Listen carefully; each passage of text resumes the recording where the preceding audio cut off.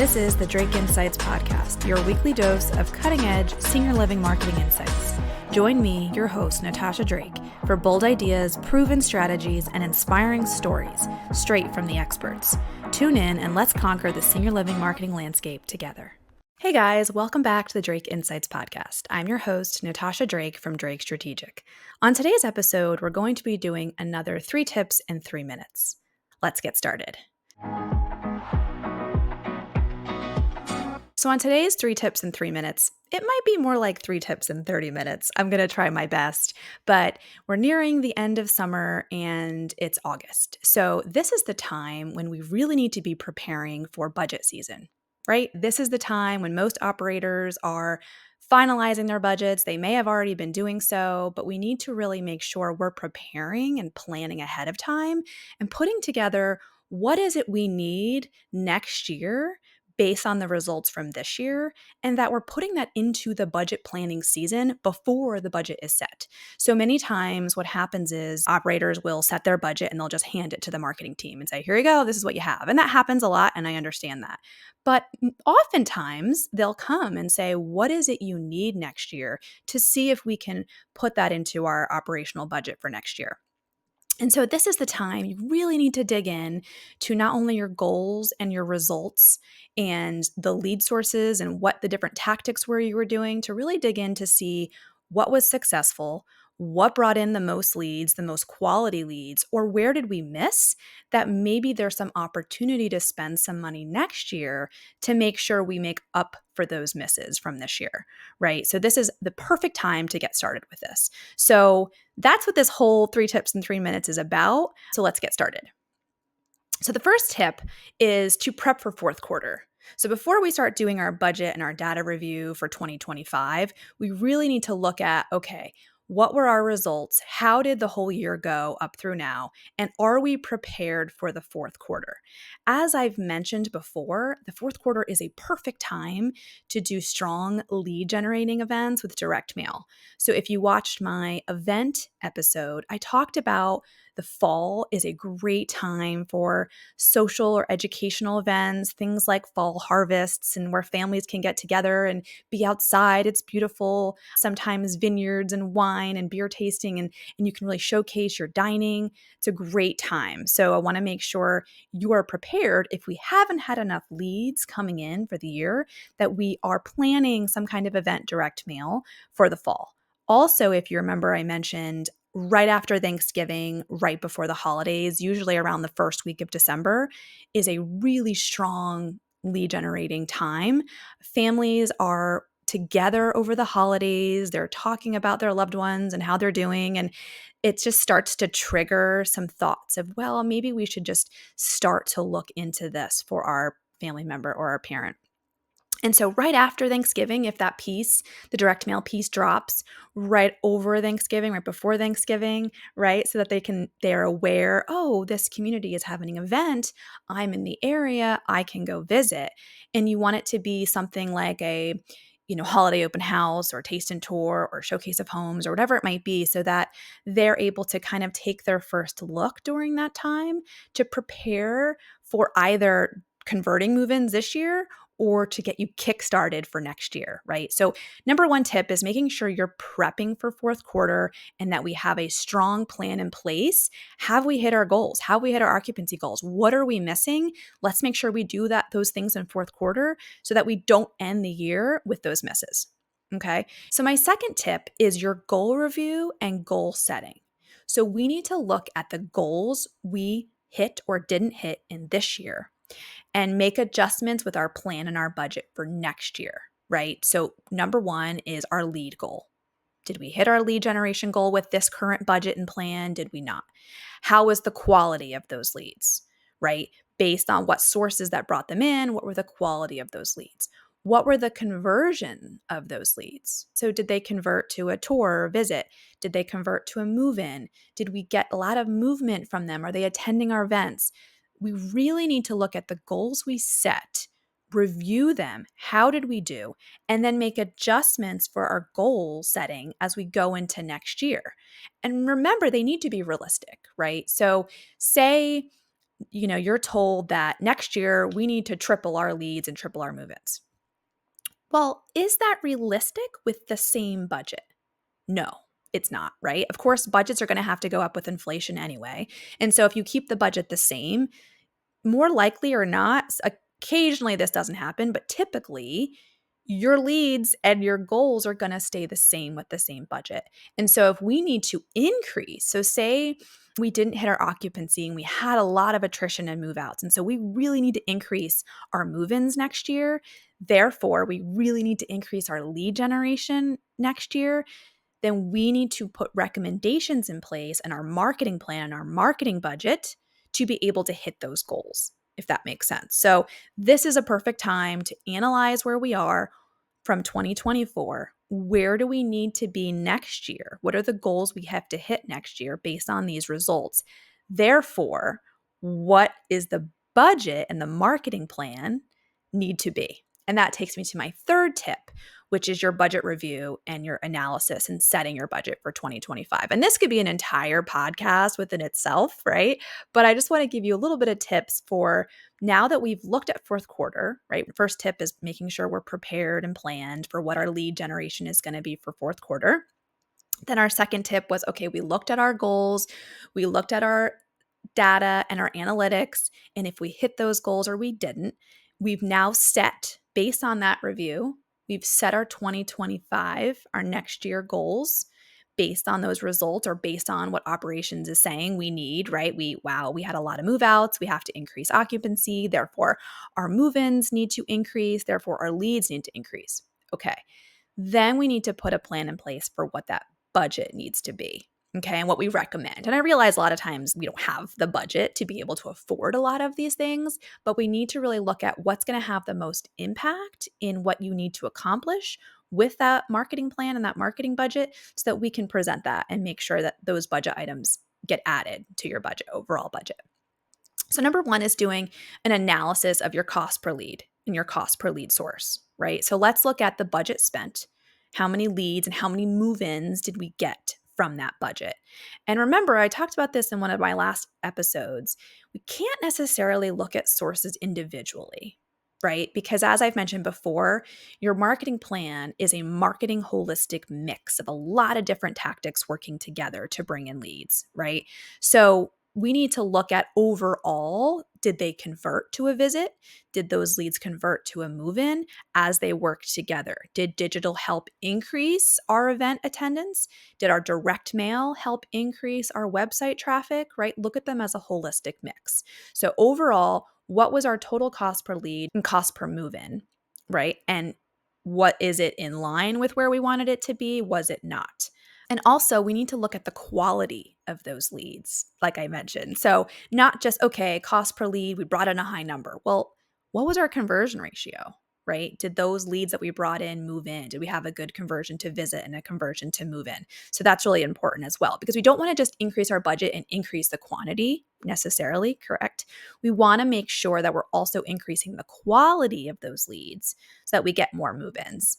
So, for example, if leads didn't come from a direct mail, so say you had a number of direct mail and you didn't see a lot of lead generation from it, perhaps we need to review our target audience and expand our market, right? Don't shrink your list just because of cost. We need to look at what is your true target market, right? What does that quantity look like? What do those quality leads look like? So perhaps next year we need to expand our audience to increase those leads that come from that direct mail. Put that in your budget, right? Did we do digital tactics to support that direct mail? Perhaps we need to be doing some ads that are running right before the direct mail hits and right after the direct mail hits to try to increase those direct mail conversions that go to your website. So these are things you want to look at, what worked and what didn't work, and let's make changes next year in our plan and put it in our budget. Also, if your digital leads overall were low, were your paid leads down, was your organic traffic down, we need to make adjustments, right? So if your paid traffic quality was up, but your leads weren't enough, maybe we need to increase that spend. Vice versa, if we're not getting organic traffic, right, over time, your goal is to try to spend less on paid, right? And have your organic traffic slowly increase as people are searching for you. So perhaps next year we need to put some money in, put some planning in and some money in our budget for content, for blogs, right? Trying things we can do to try to increase that organic traffic, which is in another episode that you can watch that I'll link here. But making sure that maybe we put some more money in for those SEO dollars. Or maybe we want to reduce spend. I mean, right? So maybe you are hitting your occupancy, you're getting a lot of unqualified leads. We just want less leads that are more qualified. So maybe we pull back our paid spend and we do a few more events or more conversion events, less lead generating direct mail. Whatever it might be, you really need to analyze what you did, your tactics, what was the success of those, what was the spend and the budget of those, and then make adjustments for next year. And always remember, it's going to be a little bit more expensive every year. Typically does with inflation, depending on what you're looking at. You want to make sure you're offsetting a little bit more for next year, especially on Google paid spend. Okay, so that's my 3 tips for now for budget season. Again, I know I could dig in a lot further, but this is just to remind you, number 1, have you reviewed your data and are you prepared for fourth quarter, right? And really utilizing those strong lead generating months in the fall and early December when prospects are starting to do the search with their families. Do we have direct mail? Do we have a strong target audience list to mail that direct mail to? Can we make changes now for fourth quarter? Then that takes me to my second one, which is reviewing your goals and setting your next year's goals.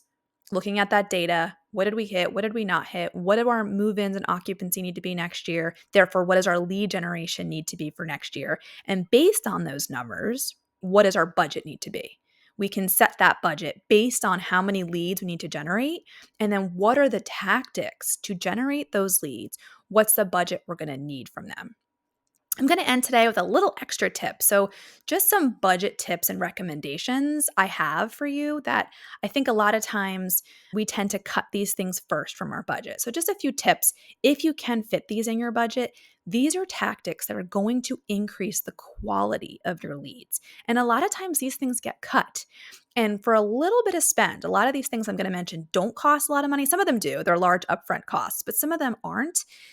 And these little things that you can add to your website can significantly, like I'm talking 40, 50%, increase your website conversions and your website traffic. So, top tips are investing in SEO, which I kind of mentioned earlier, making sure you're building that content, downloadable content, blogs, updating your website, your Google My Business profile. These things, it's hard to see upfront the leads that come from it, but it's an incremental increase over time. So trying to make sure that we invest and really spend money in that. Number 2, I mentioned earlier, don't just cut your mailing list for spend. If truly your target audience is a certain quantity, that's who your audience is, and you really need to market to them. If you need to, you can mail to them in smaller segments each time to save money, but I really, really recommend you investing in that full target audience mailing list and not cutting out your prospects. By doing that, you're cutting back your lead gen, right? Just by cutting back your mailing list. So again, if you can't mail to the whole 30,000, say it is, do 2 mailers separate times of the year to different groups. That's also another way to save some money, but still you're reaching those prospects and who your true target audience is. The next one is investing in photography and video. I know this is a large cost sometimes. And actually today with photographers and digital photography, it's actually less expensive than it used to be. But authentic photography and video of your community and of your residents and families and testimonials is so impactful on the quality of leads and your conversions from your website. Significant impact. So if you don't have that and you're still using stock photography, if you can set some money aside to have some, true authentic photography and videos done of your community, I highly recommend that. The next one I mentioned in my website video that I'll tag here is really investing in interactive tools for your website. These things do not cost a lot of money. They tend to be monthly fees. Sometimes there's one setup fee, but they're monthly charges that I I really recommend, if you can't do all of them, I understand, but picking the ones that you think will have the most success for you, or I can dig in with you and kind of tell you which ones I have seen be most successful. These interactive tools can significantly increase the conversions from your website.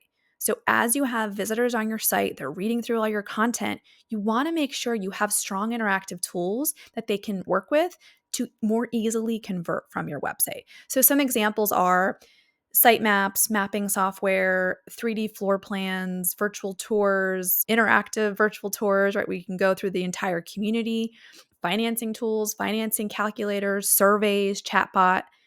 That's a lot of them. If you go to my website video, I talk a little more in detail about this, but all of those things help increase the time a prospect is on your site, how much more interaction and clicking through your website, and there's more places for them to convert. Someone's more likely to fill out their information on a survey or a chatbot or a tool where they're going to get something back from you than just filling out a contact form. So I really recommend you look into these, figure out which one is more important for you and your market to have on your site, and investing and putting that into your budget as well. The last two tend to be a little bit more controversial. The first one's social media. I know social tends to be one of the first things that are cut from a budget, and I understand the concept behind that. But in today's world with boomers, they're all on social media. And so it's really important that you have at least some budget set aside in your marketing plan and your marketing budget for not only organic social, but also some paid. And if you can't do the paid advertisement, then you really need to invest time and money into your organic social content, because boomers are on there. That's where they spend a majority of their time. And so from this point forward, that's who our demographic is. And so we need to be where they are. So don't overlook that from now on. That really needs to be a part of your budget. And the last one can be very expensive, but branding and positioning. And this is for communities where they've been maybe open a long time, they're struggling with competing with their competitors, they're really just seeing a huge dip and drop in their lead gen traffic. We need to really take a look now, right? Before fourth quarter, before next year. Look now and say, we really need a brand refresh. Maybe we need to really readjust our positioning and looking at our SWOT analysis and our competition. That's another video, I'll link here. And if we are really feeling that that's something we need to invest in, that can be a large budget item. So making sure we're analyzing that now, making those decisions and putting in that budget recommendation now. So I know this is a lot longer than I anticipated with the 3 tips in 3 minutes, but this is a really crucial, important time that will set the stage for all of next year. And so August is a great time to really dig into your data, prepare for fourth quarter, look at your goals, look at your data. Did we hit where we wanted to hit or did we not? And setting your goals for next year based on your occupancy and your attrition you had this year. And then when you set those goals, putting in your budget recommendations for next year that you really feel you need to be successful. If you're told you need to hit a certain moving goal that's way above what you did last year, therefore, based on your average conversion ratio, we need to increase our leads that are coming in or increase our quality of our leads that are coming in. We can't just do the same thing we did this year, right? Because you're going to get the same results. So what are we going to do differently next year? And then what is the budget you need to put in place for that?